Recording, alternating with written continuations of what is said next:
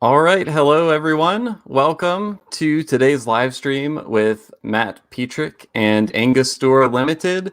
We have a whole crew present from Angostura today. This is going to be really fun, really interesting. You're really going to get to go inside from a technical standpoint, production at Angostura. So I'm really excited for these guys to dig into the presentation.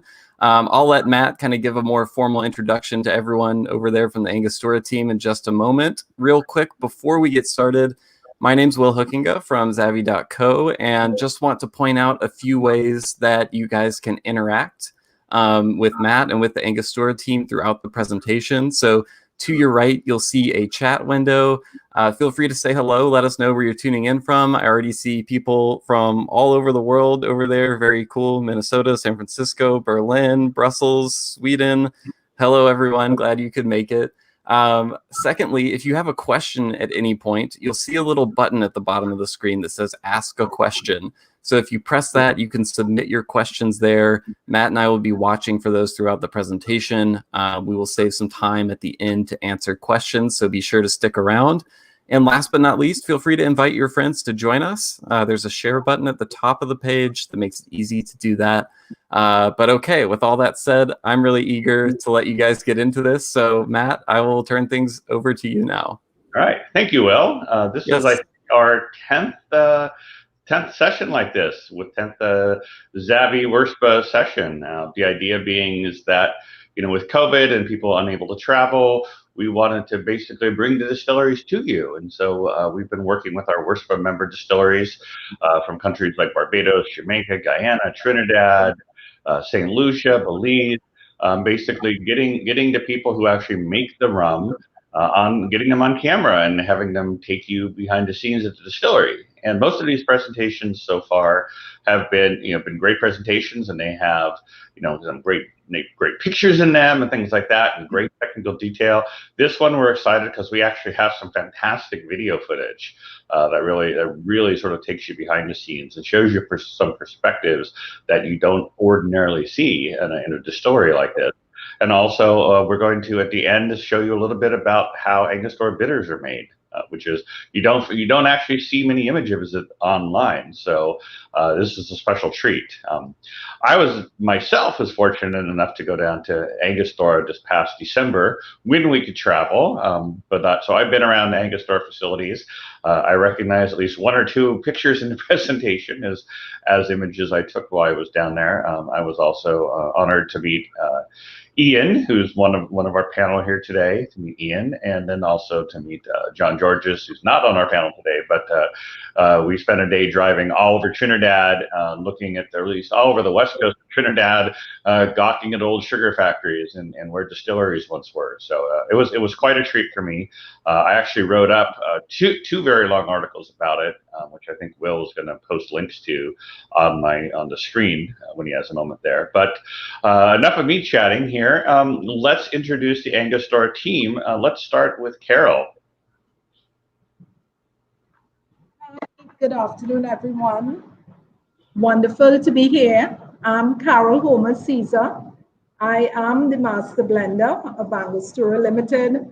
I'm also the senior manager responsible for operations, and I am also responsible for quality assurance and blending.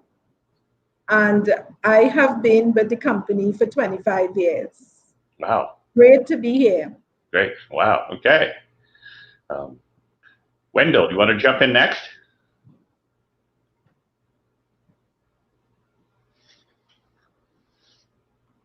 Hi, good afternoon. I'm Wendell Kipps. I'm the manager of distillery operations. I'm responsible for the fermentation and distillation departments. I've been at Angostura for the past 11 years. Thank you. Yeah, okay. And Chris.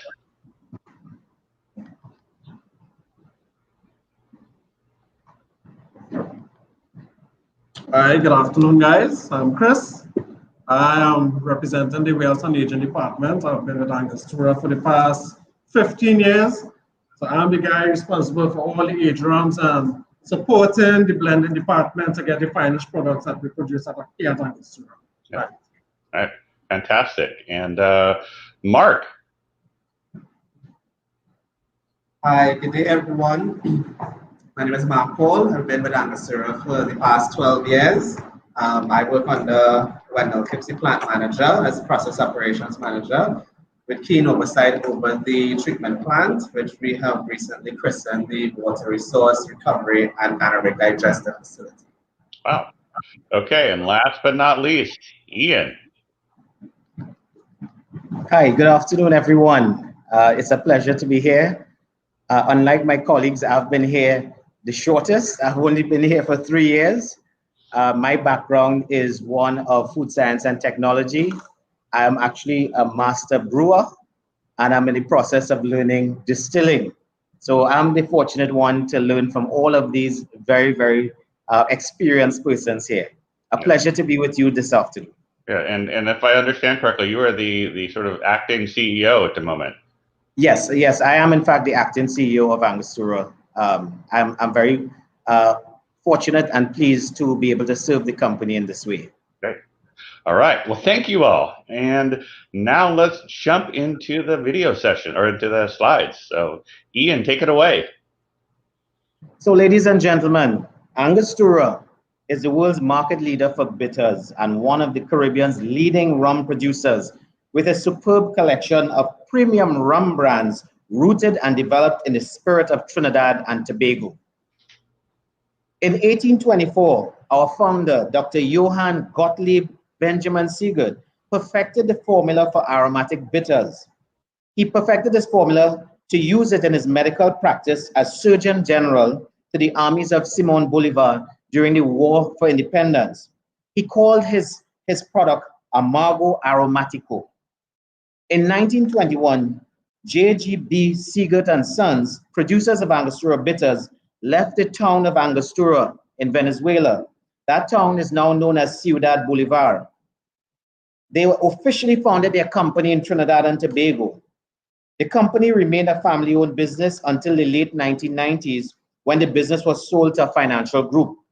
Today, Angostura is a stock-listed company here in Trinidad and Tobago, with the government of Trinidad and Tobago being the majority shareholder. Angostura is considered, therefore, a jewel in the economy of Trinidad and Tobago. It is an almost 200-year-old company with an unprecedented story, founded on a search for adventure. Angostura uses its traditional knowledge and makes bitters by infusing herbs in alcohol and then extracts their essences. Bitters was actually created as an elixir to soothe the ailments of the stomach, a traditional use which continues even today.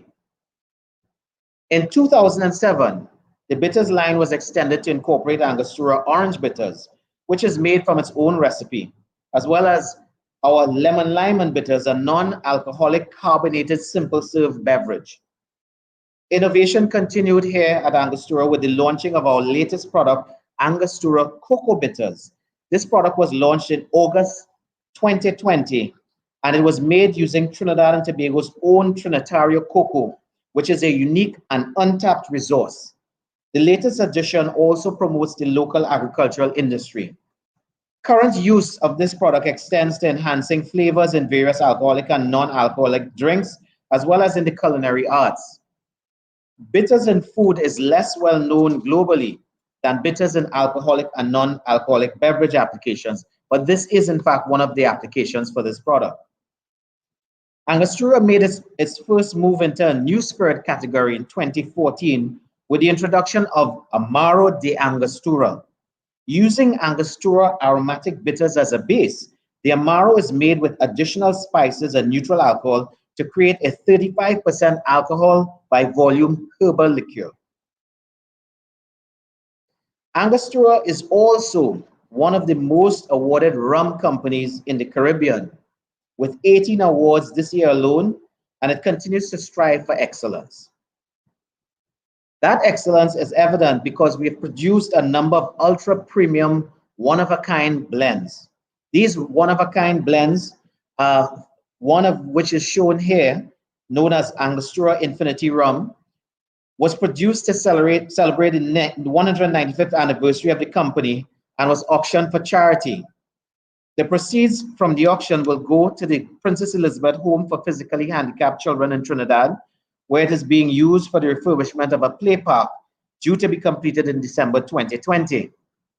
Another example of one of our ultra premium one-of-a-kind blends is the Angostura Masters blend. This particular blend we donated to the White Truffle auction in Russia in 2019, where the proceeds are used for children's charities in that country. We shall do this again in 2020. These blends are a tribute to our all-female blending team, and this, in fact, is a continuation of blending traditions rooted in Trinidad's rich history derived from the United Kingdom and Portugal. In terms of our corporate social responsibilities as a company, during the current and unprecedented global pandemic, Angostura transformed its distilling capacity and capability to deliver all pharmaceutical demands for ethyl alcohol in the country, while also producing 50,375 milliliter bottles and 20,1.75 liter bottles of hand sanitizers. We donated this to our first responders, to hospitals, to persons in need all through the country in Trinidad and Tobago. We also donated to schools as well. Angostura's plant and facilities are in a socially depressed community where it has contributed towards employment and also helps schools and community endeavors. And with this we have done for decades. In a further initiative to assist the community and to assist Trinidad and Tobago at large, 341 employees of our company donated a total of 1,074 vacation days to create a pool of funds valued at $1 million Trinidad and Tobago dollars that was used to purchase foodstuffs, toiletries, and essential items for families who were impacted by the COVID-19 pandemic.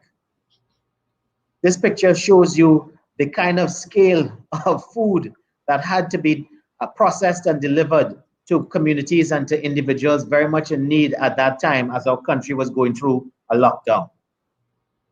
In terms of responsible development, Angostura Limited has recently commissioned a new state-of-the-art wastewater treatment plant. We aspire to be one of the most environmentally friendly rum companies in the Caribbean.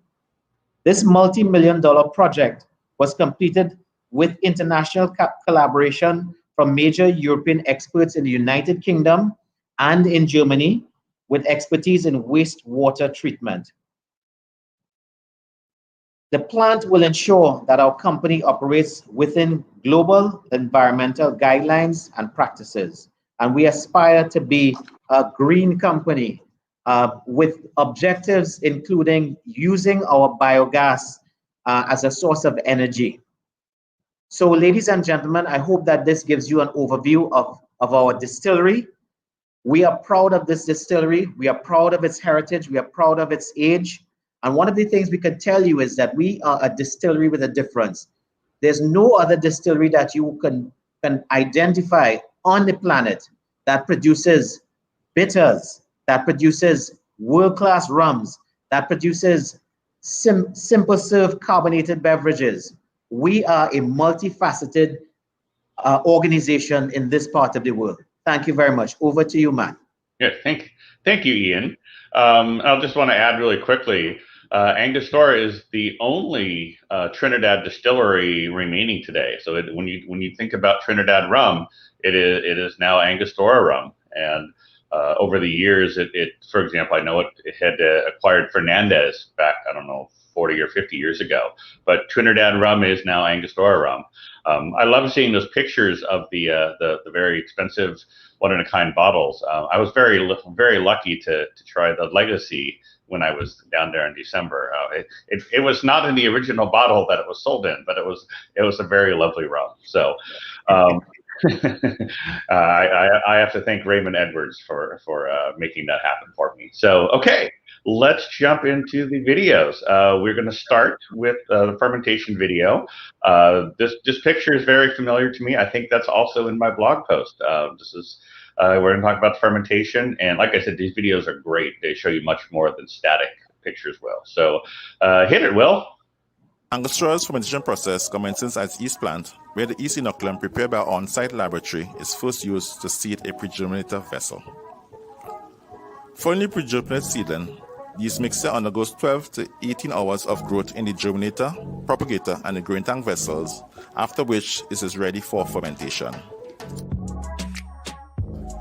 The unique fact of the fermentation process is that our yeast strain is native to Trinidad, and through yeast conditioning and selective propagation, Angostura was able to create a specific strain which influences the flavor profile of our signature rums.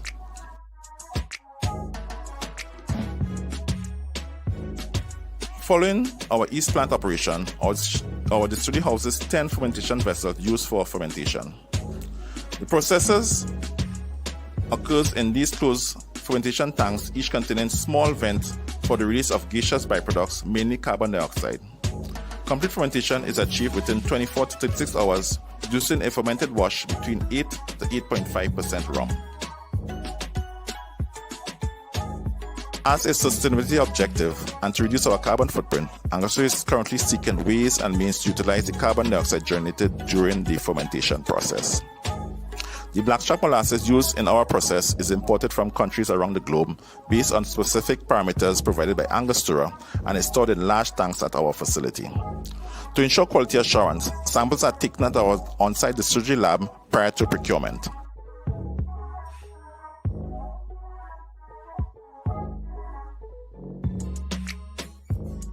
In summary, our process involves yeast propagation, which utilizes aerobic conditions, followed by rum production through yeast fermentation requiring anaerobic conditions.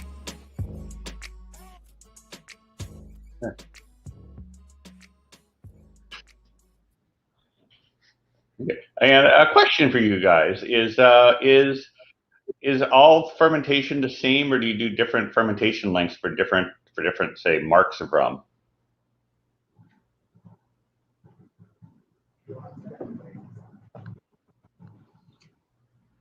Wendell will respond. Hi, Matt. All fermentation is the same, right?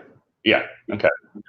So so there's just one standard fermentation used there For all the different rums. Okay, excellent. Okay, yeah, and just when I was watching that, it occurred to me that there was a point in time not that long ago when Trinidad had enough of a sugar industry that where a substantial amount of the molasses that Angostura used was made in Trinidad, but now we have to import more from elsewhere. So, okay, let's go to the next video, distillation and video presentation. This is cool. I love this video.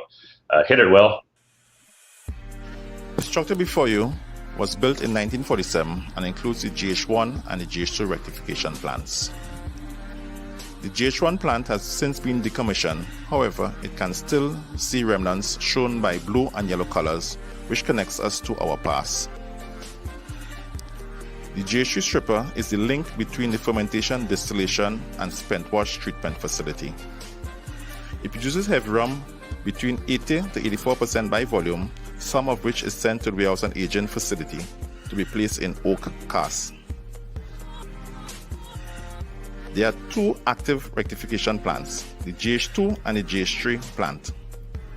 The GH2 plant can produce 24,000 liters of rum per day, and the GH3 plant can produce 60,000 liters of rum per day. It consists of 4 columns. Heavy rum passes through the cup reaction tank to remove impurities from the fermentation process called meltcaptans. Diluted rum leaves the hydrodetection column at 25% by volume and is fed to the rectifying column. The rectifying column concentrates rum to 95 to 95.8% by volume. Impurities from the rectifying column is fed to the recovery column, where recovered alcohol is then fed to the hydrodetection column. The polishing column further cleans up the rum, which is then transferred to our bulk storage facility.